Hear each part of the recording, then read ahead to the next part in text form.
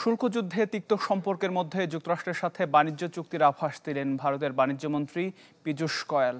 বার্তা সংস্থা রয়টার্সের তথ্য মতে যা হতে পারে আসছে নভেম্বরের মাঝেই। আর এই ঘোষণায় আশাবাদী হয়ে উঠছেন ভারতীয়রা।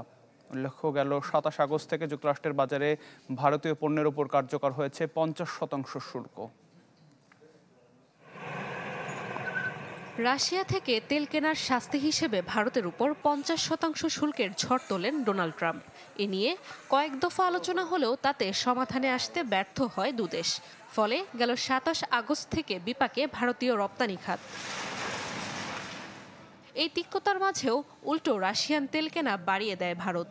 ইউনিভার্সাল কার্ডিয়াক হসপিটাল, আপনার হৃদয়ের আরো কাছে। তবে এত কিছুর পরও আশ্বাসের বাণী দিলেন ভারতীয় বাণিজ্যমন্ত্রী পীযূষ গোয়েল। রয়টার্সের তথ্য মতে নভেম্বরে হতে পারে বহুল প্রতীক্ষিত ভারত যুক্তরাষ্ট্র বাণিজ্য চুক্তি, যা থেকে ইতিবাচক ফলাফলের আশাও রয়েছে তার।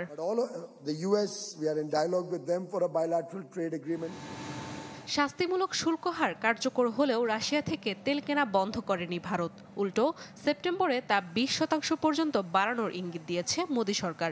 অন্যদিকে সম্পর্ক উন্নয়নে ভারতকে আরও কম দামে তেল রপ্তানির আশ্বাস দেয় মস্কো। এত কিছুর মাঝে ভারতীয় বাণিজ্যমন্ত্রীর এমন ঘোষণা অনেকটাই আশার খোরাক জাগিয়েছে।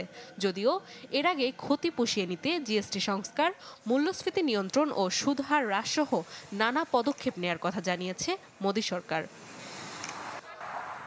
২০২৪-এ ওয়াশিংটনের সাথে $২১২ বিলিয়ন বাণিজ্য হয় ভারতের। নাদিয়া ইসলাম তুলি, চ্যানেল 24।